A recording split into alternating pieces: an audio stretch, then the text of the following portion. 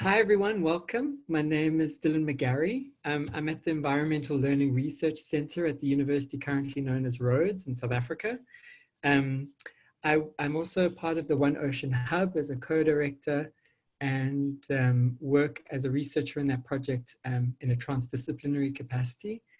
And I'm very excited today to share some of our work in kind of transgressive storytelling. But I just wanted to introduce our team. So first, there's Mpumi. I don't know, Mpumi, if you want to show your video and wave hello. Mpumi Ntombeni is an award-winning performer, storyteller, and theatre maker who hails from Umlazi, Durban. She has taken on multiple roles over the years in theatre, radio, film, and television, drawing international acclaim for a performance in Tim Bucket Drum, which she toured in New York in 2012. And her work focuses on merging research, storytelling, and performance. And she considers the story and theatre maker's role in contemporary South Africa to be that of a healer and a shaman. Then we have Dr. Kira Irwin, who's an urban sociologist and social senior researcher at the Urban Future Centre at Durban University of Technology in South Africa. Her research and publications focus largely around racialization, racism and anti-racism work within the urban context, and her past projects explore narratives of home and belonging within the context of migration, gender, and inclusion. Her work in our team supports researchers and civil society organizations to think through how people's economic, spiritual, scientific, and symbolic meanings of the sea should be part of our ocean governance decisions. And then we have a new member to our team who we're super excited about, Mark Moynihan, who's an independent artist and animator based in Cape Town. Hey, Mark. He is passionate about drawn animation and picture books. And a while back, he went overseas to get his education from Cambridge School of Art in the UK. He worked in the animation industry in London for several years and has been involved in productions for Aardman, Disney, and Netflix. The great thing about our team is we are telling a story from Durban, South Africa, and we all originally come from Durban, South Africa. So it's a wonderful project where we're able to talk to our homeland. So I'm just going to share my screen for a second. For those of you who've just arrived, if you can introduce yourselves in the chat function and, wait, sorry, I need to just click, yeah, okay. And to also use the Q&A button to send any questions you may have. So I hope you can all see this. We also wanted to encourage you, if you do have headphones, to have them available for when we show the little video, because it's quite an immersive experience and the sounds are better through headphones. But if you don't, I'm sure you'll be able to hear okay. Just checking, I haven't forgotten anything. Okay, no, so I'm going to go straight ahead. So today we're going to be talking about a project we've been working on, Indlela, yokuphila, which means the path of life. And we're trying to show some kind of new innovative things that have emerged for us in working in the space between traditional knowledge and ocean science and decision making. Also just to mention Tristan Horton, who is our sound designer, and I forgot to put his name there, sorry, Bram Dutoy, who's developing our original score for this project. Essentially what we're working on is making an animation. There's a lot behind that we wanted to share with you today. So really what we're showing to you today is a sneak preview of what is very much a work in progress and in process. So some of you might have joined us for our work yesterday on Lalelo Lwanhle and the theatre practice we work on. But over the course of last year, we've been gathering stories and surfacing worldviews and epistemologies from a wide variety of South Africans and asking some questions around why the ocean is significant to different people. So we've spoken to a wide range of people. But today, what we're really going to be talking to is some stories that have emerged from traditional leaders and healers in Durban, South Africa, and KwaZulu-Natal on the east coast of South Africa. So we would initially starting these interviews for a play that we've produced called Lalelo Lwantle. And if you go to empathytheatre.com, you can listen to a full audio play of the play and see some footage and some short documentaries we've made around it. But these were kind of the basis of these stories we were gathering and developing to tell a story through theatre, to offer a new space for decision-making around trying to surface what are normally invisible stories in ocean governance context. But there's only so much you can fit into 1 hour of a play. So what we are constantly feeling is the sense that there's so many stories that are still untold, even though we've done this huge amount of research. So we have this massive data set of stories, oral histories, and archival, archival research that we've been working through and thinking through and want to honor. But while we were working through and analyzing this data, COVID-19 happened, and we were all kind of forced into isolation. And as you can imagine, theatre is not very conducive to social distancing. And we had a whole plan to perform our play and tell these stories, both nationally and internationally this year, which we had to postpone all those plans. But rather than letting that get us down, which it did at first, we started realizing that there might be an opportunity here to expand mediums and collaborate with other artists and storytellers to help us honor some of these other stories that we didn't manage to keep to share in the play. So, and we also felt a huge responsibility. Many of the stories that are given to us as a gift, and we really feel very strongly about that responsibility of ensuring that these stories are eventually told in wider and wider audiences. And so this kind of need to find new ways to share them was very exciting. There was one particular story that stood out for us that we felt we needed to prioritize, one that comes from a deep sacred knowledge about the ocean, and one we thought could also have a huge impact as a bridging story between different life worlds and worldviews and perspectives. So I'm not sure if many of you know this, but in many Nguni African belief systems in Southern Africa, the ocean is a source of deep healing and deep healing power, mainly because it's where the ancestors dwell. It's where you go after you die. And the ancestors live both in the freshwater aquatic systems as well as in the marine systems.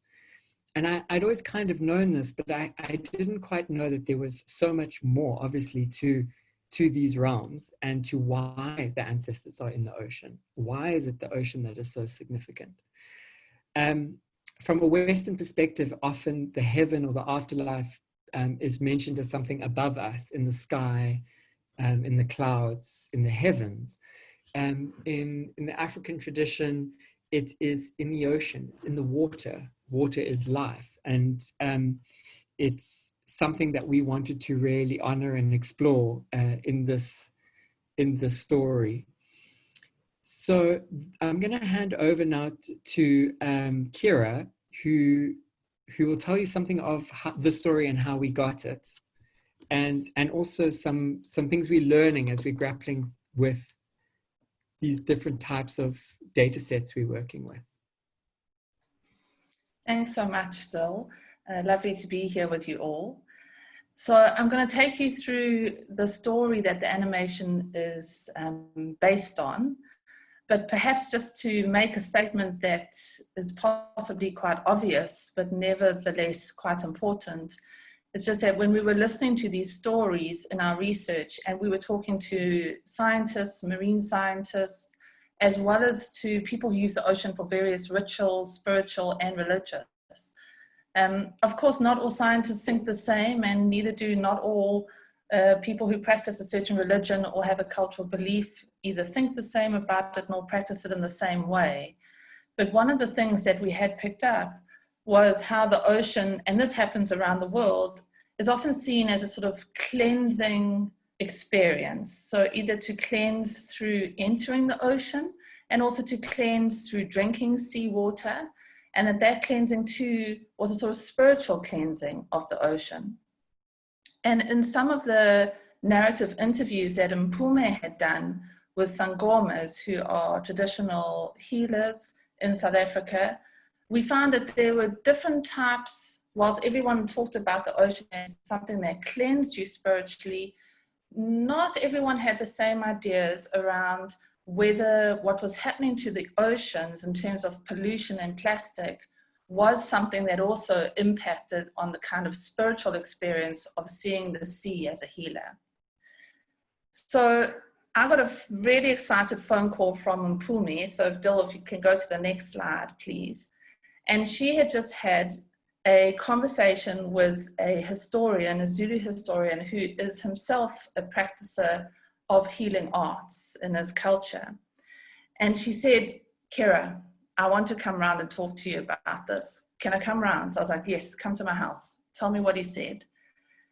And as she was talking, I must say, for me, it was a very profound moment in which I started to feel like the way that science was making sense of the water life cycle was becoming superimposed on a kind of spiritual journey that the Zulu historian was explaining to Mpumi. And while she was talking, I started to draw this journey. So he is explaining to Mpumi a very particular journey of the soul, Indlela, yokuphila, the path of life. So how a soul changes into an ancestor and eventually returns back. And the entire process is facilitated through water. So when someone dies, the rainwater pushes through that body and in his explanation starts to compress it until it becomes minerals and different types of precious stone. And over time, the water slowly moves that ancestor into the water table, underground, and then through the rivers, eventually out into the sea. And in the ocean is where the much older ancestors, who do also hold more power, this is where their space is, this is where they live.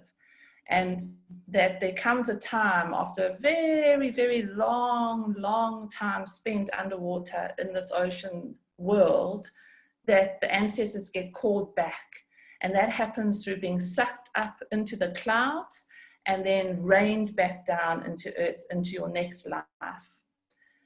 And if we can go to the next slide, whilst I was drawing this, I felt like I was drawing the picture of the water life cycle that I've been taught as a child in school and that I'm now watching my child learn in his classroom as well. And you can just see how fundamental water is to the understanding of how we move in this world, not just for other species, but also actually for human journeys.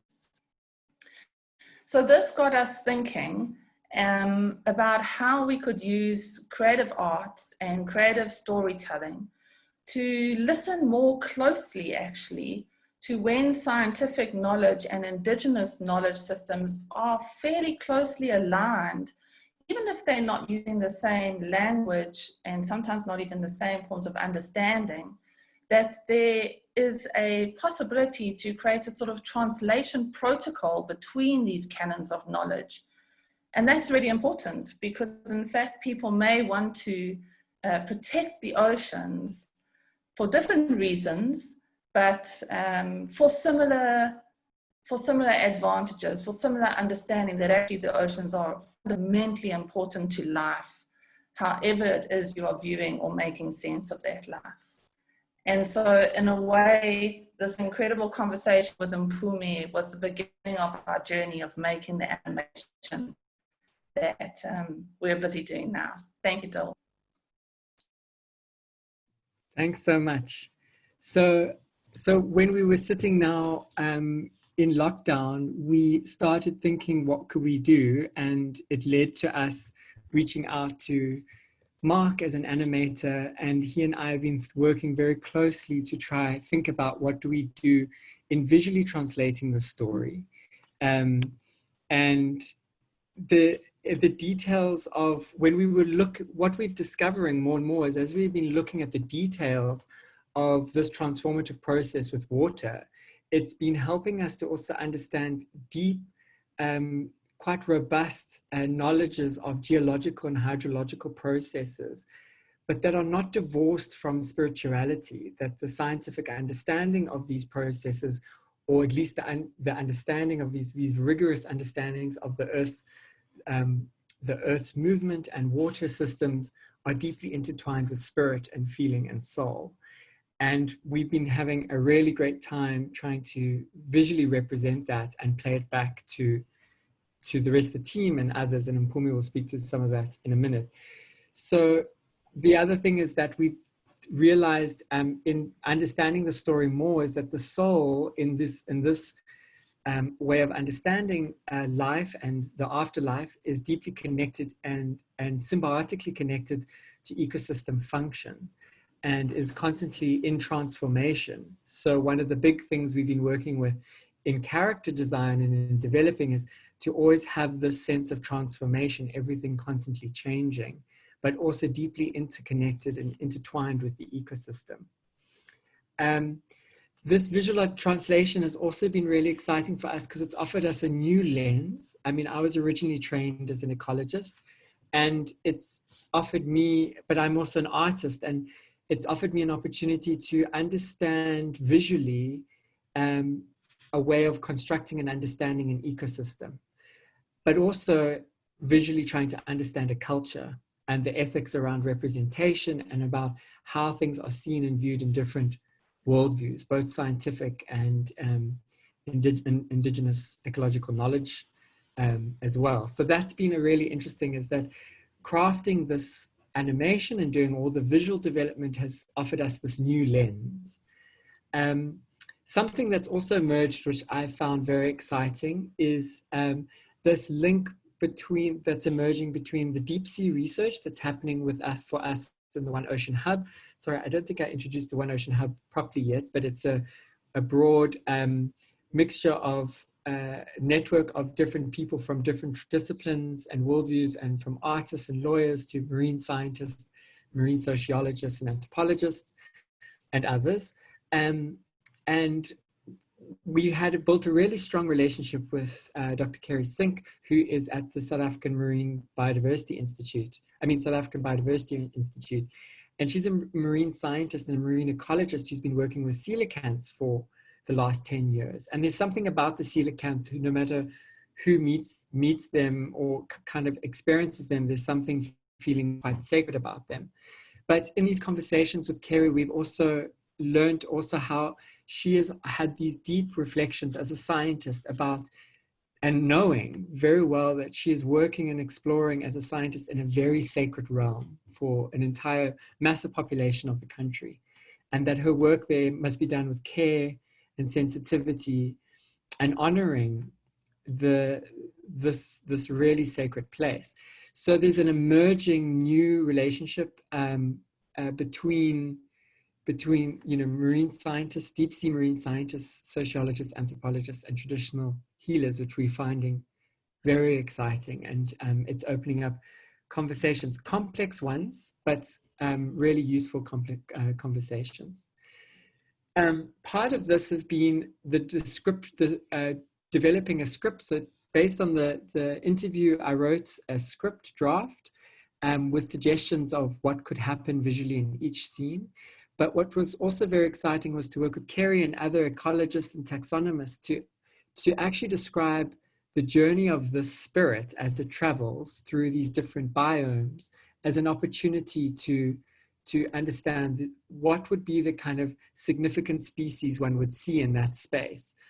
What would be the kind of environment would be the spirit would be experiencing as they're traveling. And in the contemporary world today, what kinds of other issues, cumulative effects like plastic waste and sewage and fishing and other activities the spirit might also encounter as it travels through these ecosystems, as it travels through the water. So we've got an ongoing Google Doc, which has had many iterations, where we have sociologists, storytellers, and ecologists and taxonomists all speaking into the same script, which has been very exciting, as well as thinking the ethics of representation, both of how we represent something so sacred visually, as well as how do we also represent scientific knowledge that is clear and concise. And trying to bridge those two worlds has been very exciting and very interesting.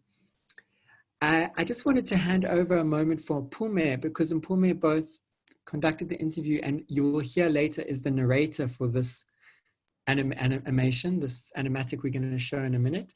And Pums, I don't know if you wanted to just share some of your experiences around that. Yes. Hi, everyone. First of all, listening to the story from the historian, it actually confirmed for me what has been happening when I was growing up, because I grew up in a Zionist church, and we used to go to the sea for cleansing, baptism, and all the rituals that we had to do, and before swimming as well, throwing a 1 rand coin to ask for permission to enter. So listening to that story was an eye-opening story, and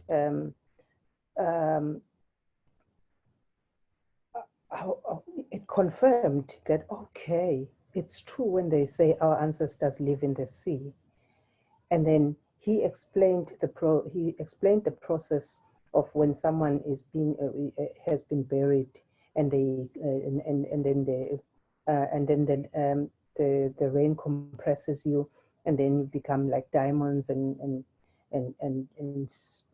precious stones, and then you go deep into the deep water, where you flow into the water and right into the deep sea, where our very, very, very old ancestors live.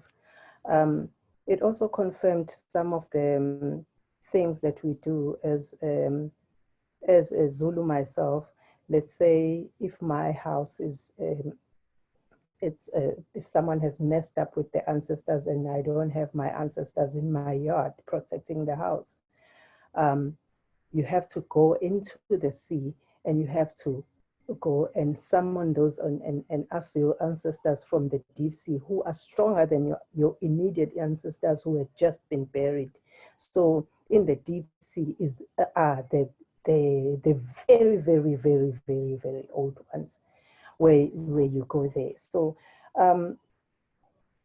also, like listening and having to narrate the story, for me, it was a great honor to tell the story. It was quite a challenge for me to try and find the voice of Ukoko and differentiate it with the younger voice of Unolwandle. I had to, because I'm very spiritual, and I know that I travel with my very, very old Gogo. So I had to, before going into the studio, summon my Gogo and call upon her and ask her for guidance, so that I speak through her, so that she lives through me. So at that time, it's something that I don't even know how to explain the feeling, because I felt my Gogo.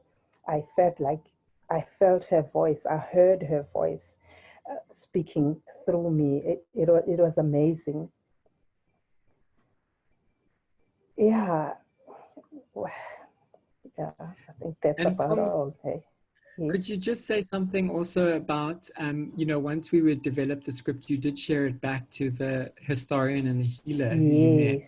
Yes. I did share it back to Mr. Kuzwayo, and he confirmed it. He put a stamp on it, and I showed him the visual that Kira had drawn, and said, look, is this real? Is this real? Is this how you told me the story? He said, yes. He confirmed it, that is true. So I was very happy to hear that what he had told me, it was what we had developed as well.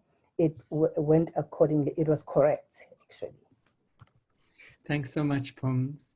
Yeah, and that's something that we will continue to work with as we develop different images and ways of telling the story to go back to Mr. Kuzwayo and our other healer friend to just share that we, are we on the right track?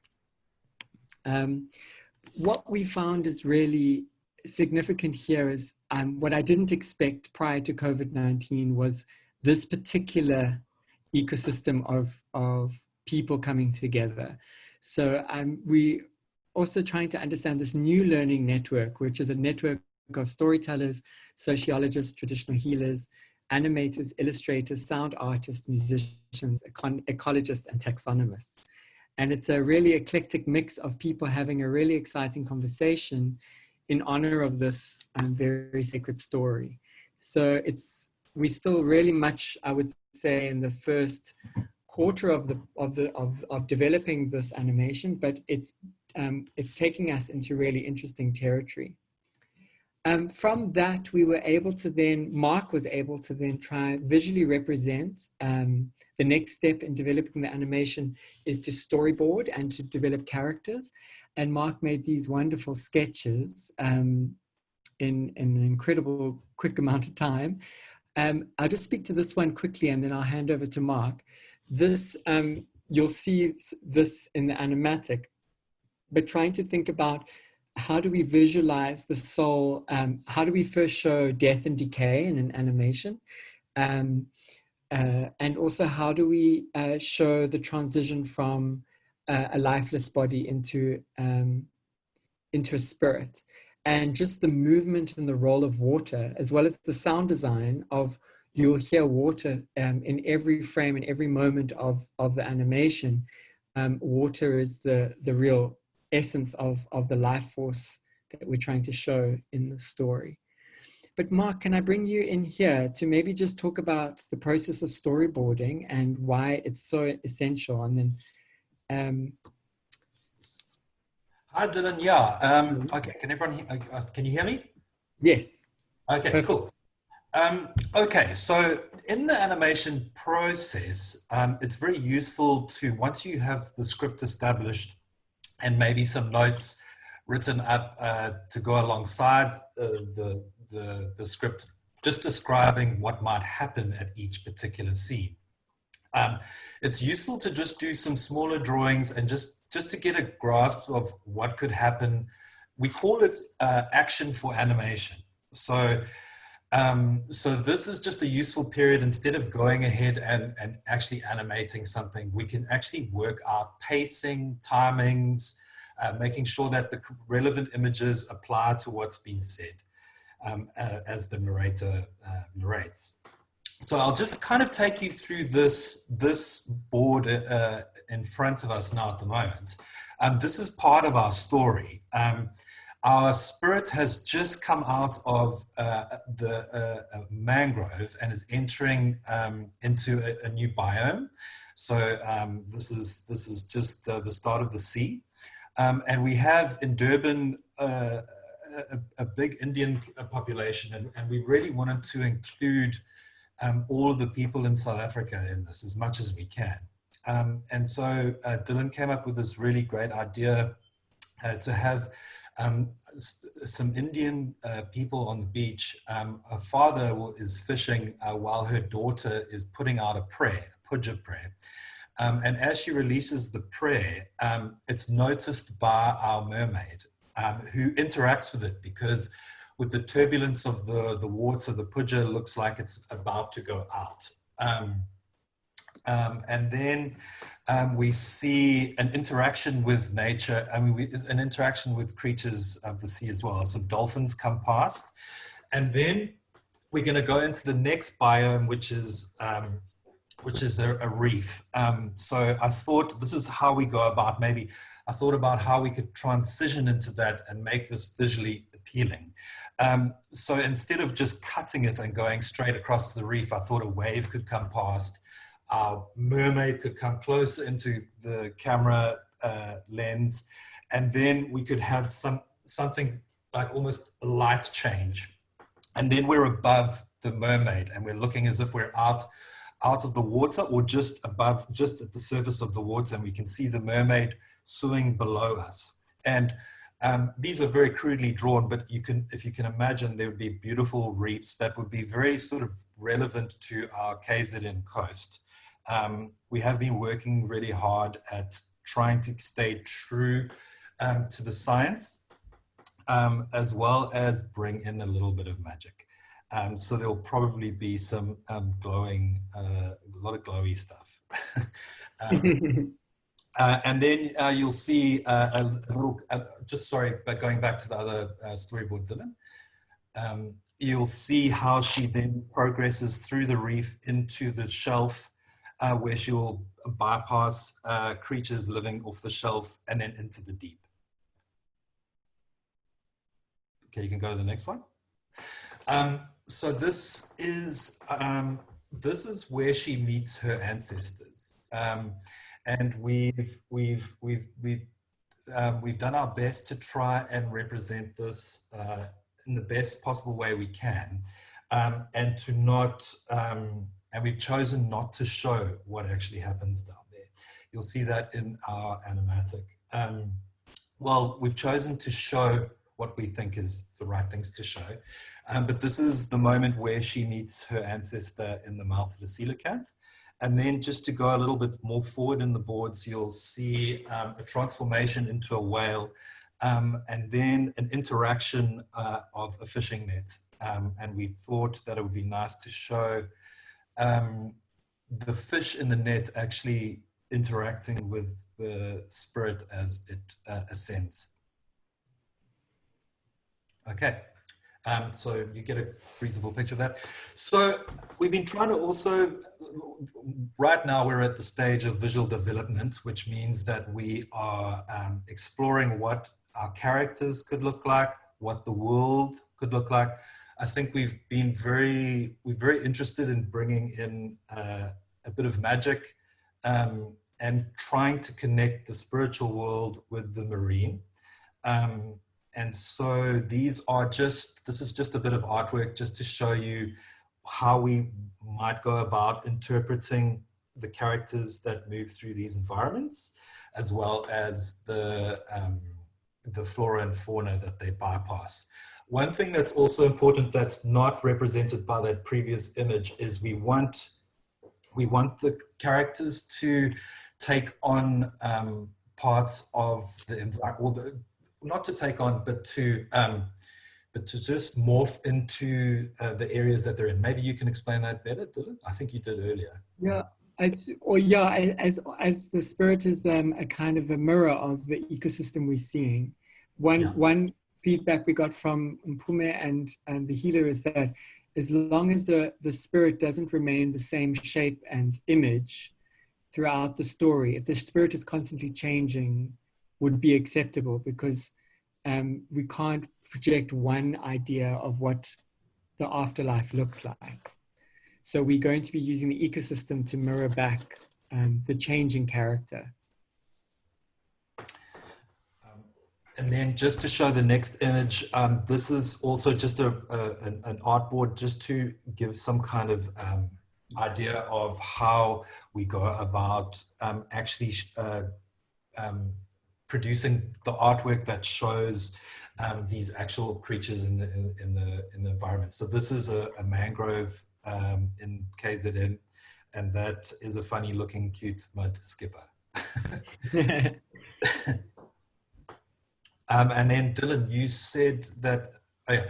And then also the plants, all the plants we have researched, and we are still working at the best way to show them scientifically, but also to bring an element of magic to everything. Great. Now, if you could just explain what we're about to watch.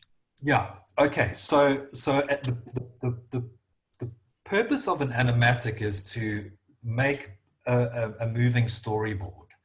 So what we've done is we've taken those drawings that were made after the script, and we've put the narrative and placed these images one in a sequential order, just to create some sort of an idea of how things might work in terms of pacing and timing, whether the visual representation is fitting with the words that are being read.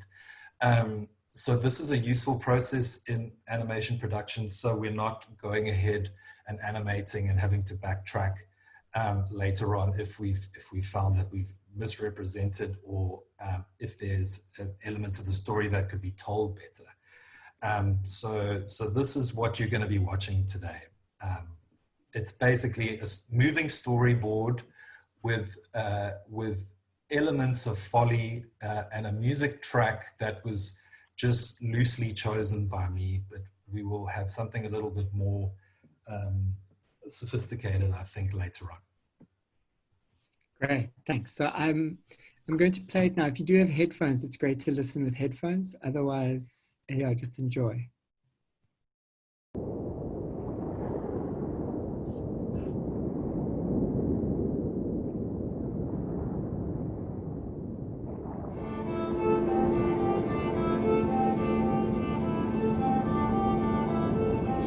Yes, ngane yami. Why do you care so much about the sea, Tisha wami? When I was a little girl, my gogo would tell me the story of Indlela, yokuphila, the soul's journey. You see, my gogo was a traditional healer. Wayelapha ngesintu. She was guided by the voices of her ancestors who would speak to her in her dream. I remember asking her, "Kungani amadlozi ehlala olwandle, gogo?" Every being has their time in this world, and when the time comes, we return to our ancestors, to Indawo yokhokho, which is the sea. After your family buries you under the ground, the rain compresses your body and squeezes out your soul until you are born into the dreaming world, where you swim in the isihlanjana. You become ubantu nomhlanjana. As a young ancestor, idlozi elisalincane, you hear the song of the river of life, and you remember the personality of that place. Downstream you swim, following the song of your great-great-grandmothers who called you from the deep sea, ekujuleni kolwandle. You flow down the river and grow older, remembering. You become ubantu nomfula, a person of the river. Uyabona, all the families and tribes of people are connected to different izibongo, spirit families. Our isibongo is Mkomo, the whale. When umphefumulo wako arrives where the river meets the sea, you stretch out your spirit, taking in more memories of the world, and you sing all the songs of the clans. In the sea, there's so much to learn and so much to explore. It is a wide, almost endless realm of mystery, knowledge, and wonder. You swim deeper and deeper, following the songs of Ogoga Badala. When you get to the source of the song, you find Abantu Abadala who live there. When you arrive, they are waiting to receive you with the deepest love. You are met by your great-great-grandmother who is waiting for you with her mouth wide open. When you enter, it is like walking through big doors of a house. You become a great ancestor. Idlozi lasemanzini. You embrace the memories, songs, and dreams of our people. Zulu, you will know all the secrets. But that story, that is a secret for another time. You stay down there for a very long time, until one day when the matters of people on land are pressing and you are needed to share your knowledge, you hear a new song, the song of your next mother.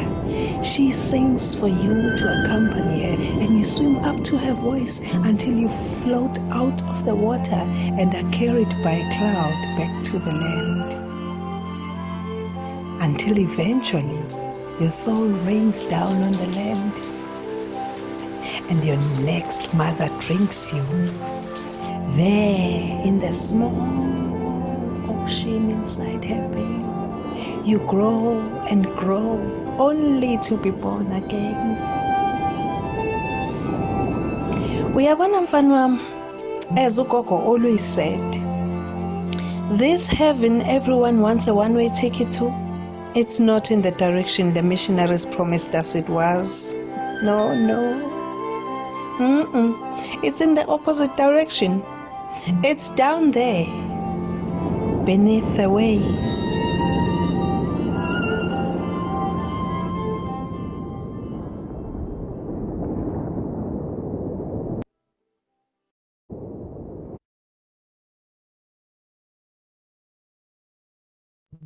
There we go. So yes, that was the animatic, and that's pretty much as far as we've got. We've got some work to still do on developing all these scenes, but this is now an opportunity. We wanted to use the second half to maybe explore some questions and answers, and to just share some of our and to share some of your thoughts. So I'm going to just stop sharing for a second so I can see those. Kira, I don't know if you've had keeping an eye on them. Yes, I wonder if I could just raise two, I think, very important questions that came through, and I'll try and give a response, but if anyone else, Mpumi, Indlela and Mark, wants to jump in, please do. One question came from Megan, and she said, these stories are very sacred. Many of them are probably only told within the bounds of specific cultures and even amongst elders.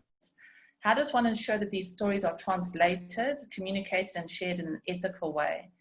And I mean, it's a really important question. So I just wanted to give some context to that.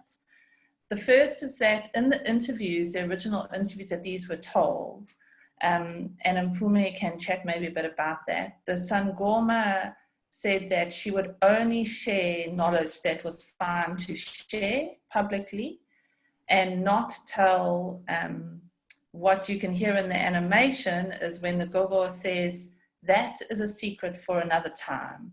So no information that the Sangoma and the Zulu historian felt shouldn't be shared has been shared. This is information that they felt was fine, and it's pretty widely understood, especially if you're someone who's grown up in a Zulu cultural belief system around ancestors. The second reason why I felt fairly confident about this is because we had done the entire Lalela or One Day process, and some of these stories are in the play, and that play we took on a tour up and down the coast, and over 1,000 people have seen that, and had fascinating conversations around how important it is that there's actually wider recognition about the meaning of the ocean for different cultures in South Africa. We did, however, have one situation in Shishlui where an elder man stood up and said that we should not show what Sangomas do. So that can become an issue. However, what was fascinating is that then the very eldest man in the grouping, in the crowd, stood up, and this was a conversation that all happened in isiZulu, and said we should pay no attention to what this man has just said. Actually, this makes it very clear about how important the ocean is to us and our people, and why our land near the coast is still an issue for us. So I think these things, you have to always be sensitive and move very carefully. As Mpumi said, we've done a number of things where we've tried to take stories back to people to say, is this correct? Is this how you feel it could be represented? Is this something you feel comfortable with? That's one of the ways that we've worked with this. But thank you, Megan. It's a very, very important question. I don't know if Mpumi and Dylan have anything to add to that. Yes, that's also to say, maybe if it wasn't clear in the talk, was that we're still very much at the beginning of this process, and we are committed to ongoing consultation, just as we do in the amphitheater work, which if you were there yesterday, we went into some detail around that. I'll put in a link in the panel so you can go to amphitheater.com to actually see how we approach and facilitate that ongoing discussion, which so far is about just over 900 to close to 1,000 people we've consulted. But we intend to do the very same thing in this genre using animation. So as I said, as we develop different parts visually of the story, we want to play it back to significant groups and to significant people, particularly the people who the story was told to us by. And we have been given permission to share the story in this way. How we share it, there was another question also about how we aim to share this in other spaces. And I think that also will be ongoing consultation of where should the story go, especially to share it back to other indigenous communities was your question. Yeah, and making it accessible. What we didn't mention as well is that when you develop an animation, you develop all these images and storyboards and beautiful artworks, which lends themselves to quite easily making a children's book or a visual book. So our plan is also to turn the animation into a published book with all the different authors and storytellers involved and credited, and it to be in isiZulu English and hopefully also Xhosa. So we could be able to circulate this book in a hard copy form as well. There's an open question around pollution by Eli Murad. I'd like to know if you plan to enter part about how pollution is viewed in the sacred tradition.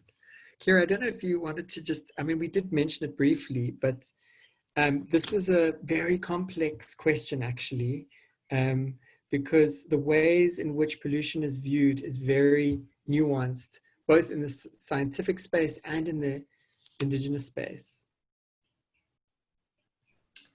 Yeah, thanks, Still, and thanks, Elia, for the question. We found different responses in the research, and I think it is an area that we need to try and explore a bit more.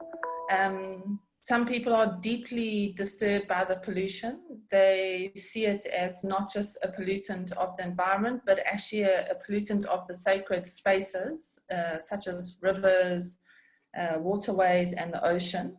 The Zulu historian who told us that incredible story about the journey that the original drawings from really felt very strongly about this, that actually the plastic and the pollution that's happening in the rivers is of deep concern, and it should be of deep concern. And then in some other stories, one of the Sangomas felt that that wasn't something that concerned her, that she used water in a different way and she was always able to cleanse it spiritually. So I think that, as I tried to make the point earlier, is that, you know, no belief system, in the same way that no type of science is homogeneous, you have different ways of exploring this.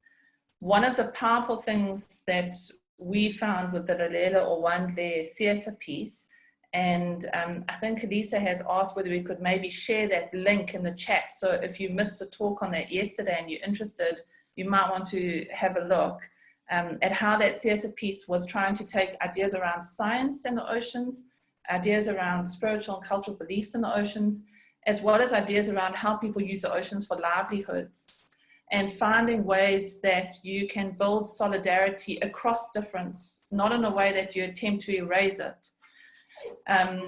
So we've had quite a few experiences where audience members have picked up on this exact point to say, actually, hold on, I'm looking at this in a new way. In the same way that there was an incredible fisher in the Eastern Cape, in Makanda, who stood up afterwards and said, you know, we've got a lot of knowledge on the ocean, but this made me think too that so does science. And it's good if we listen closely to each other, we might learn from each other. And I think this is exactly, in one way, he articulated this so beautifully. This is what we hope to do with work of this kind. Thanks, Kira. I see Zoleka Filanda asks about, and you responded around language. And I just would like to say that's been a discussion we've had.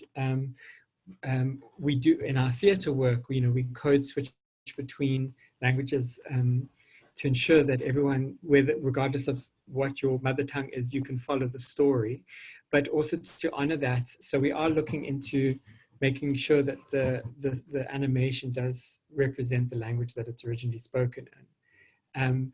what we do have technically as a challenge is the images move exactly with the narration. And so trying to get the Zulu version and the English version to align with the images is quite a technical feat, but we are thinking that through. It's still a big piece of work for us. Yes, and then I see, am I missing any? Shane Lavery is asked, is the whale part of the original story? It wasn't. There is some poetic license we've made in telling the story. And Isibongo, or your kind of totem spirit family name, is a true thing, and it's part of Zulu culture, and we wanted to include that as well. So although it's not told in the original story, we wanted to also explain some other aspects of how your spirit's family is connected also to ecosystems, because often when you ask people about their spirit name or their family name, it's the name of a particular type of animal. Not always. Sometimes it's a aspect of landscape, or sometimes it's more it's a household item. But in this case, we chose the whale, or I chose the whale, but I chose it because I think it's synonymous in so many cultures of something very sacred and ancient. And whales are kind of ubiquitous and kind of archetypal as memory keepers. And we wanted the spirit to kind of be connected to that family. So it wasn't included in the original story, but we have made some additions.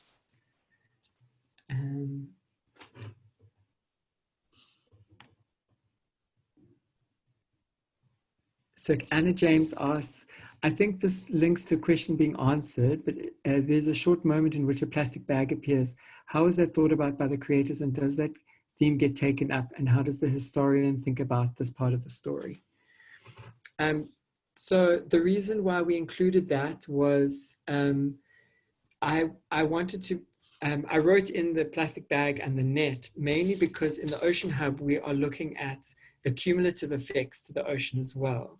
And what happens in the river system affects the oceans. But what's an interesting lens to look at it as well is that it doesn't just affect ecosystems, but it also could potentially affect the journey of these ancestors. Kira, I know you need to go any minutes. So I don't know if you want to have, if you have any final words you wanted to say before you have to leave. I'm so sorry that I have to leave. It's been so wonderful being here, and I see some of the questions that are coming up are really important. So I think focus on them, and also just maybe come up to say how important intangible heritage is to think about for policy and for governance. And then thank you very much, everyone. Bye-bye. Thanks, Kira. Thank you so much. So just to end that, we wanting to also have that conversation with the historian and the healers as well as the ongoing, like what would the impact of waste and pollution have on a spirit's journey. Bola asks, is there a change in how these communities conceive their relationship with the ocean over the years? Has Western concepts, Christianity, etc., had a noticeable impact on the views of some Gomas, for example? Yes, Pume spoke earlier about the Zionist Church, which is a kind of coming together of Christian belief systems and Zulu mysticism, where they come together. So it's kind of a mixed space between these two worldviews, and they do influence each other a lot. And where Christian baptism is connected to the sacredness of the ocean is one of the strongest places where they meet, and the healing powers of water as being a heavenly power meets in the Zionist tradition, which we have interviewed several Zionists, and Mpume actually comes from a Zionist family. I don't know, Pums, if you wanted to add to that. So we'll check some of the other questions. How does the sacred knowledge of recognizing that ancestors live in the sea shape experiences of moving in and around the sea through fishing boats, etc.? Well, in South Africa, as you know, we have quite a diverse demographic. And while in some cases there's a strong respect and understanding of that, in other cases there hasn't been. One of the biggest struggles is how current policies often don't necessarily recognize this deep sacred relationship between the ocean and the sea. And so, especially in certain development strategies around ocean development and the blue economy, is not really taking in intangible heritage as seriously as it should. At the moment, it's only recognizing physical tangible heritages, such as shipwrecks, or if they find human remains when the ocean was lower down, the sea level was lower. Those are considered significant in the current policies. But these intangible process that the ocean's function is involved in spirituality isn't included as much. We do have an incredible, the South African Water Act, which does in some ways recognize the sacred qualities of these spaces. But how that gets actualized in the enforcing of policies and the enforcing of different standards around fishing and access and where sacred sites has not been dealt with so well in South Africa. Although there is a deep empathy and a shift and move to recognize this both in developing marine protected areas and sacred sites as well as elsewhere. I'm just aware of time. I know I have to kind of wrap up soon. I'll just try to take one or two more questions, just to say that if we don't manage to answer all these questions now, we will be sending a survey afterwards where we will try also respond to all your questions in written form, as well as you'll be able to see recordings of these on the One Ocean Hub website.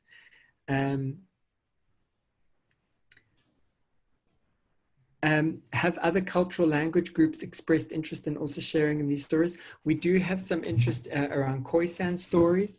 And just to say that the Ocean Hub is also working in Namibia and Ghana, and there's a lot of really exciting emergent opportunities to work with cultural heritage and intangible heritage in those spaces. And their research is currently working on that as we speak. Okay, so I have 2 minutes left. In the work, did you find intergenerational scientific knowledge passed down from father to son? How to catch fish? Yes, we did. That was in the research for Empathias for Lalelo Lwantle around deep archival research in the Indian fisher folk and seine net community, where we found incredible, long, very multi-generational histories around different practices. I understand that oceans are very dynamic spaces. They are associated with lots of changes physically, things like tidal ranges, wave action, sardine run along the East Coast. Are there any spiritual interpretations of such by the communities? Tanya, I really would encourage you to go and look at the empathytheater.com and to listen to the audio play where we go into this in a lot of detail. So please also go look at that website. Unfortunately, I have to end it here. I'm over time. Thank you so much for all your amazing questions and for joining us on this. And please let us know if you would like us to contact you once the animation is finished to share it and also advise us on who should be seeing this story. We'd love to hear that. Also, I would like to encourage you to add any unanswered questions to your feedback survey that will be sent out. So thank you all so much. Thanks Pums, Mark, Kira. Thank you, Joe, for holding this. And also special thanks to Elisa Mojera, who directs the Ocean Hub, who gave us this opportunity to come into this space. We're very, very grateful. Thanks to the Ocean Hub and our funders, GCRF and the UKRI. Thanks, everyone. Bye.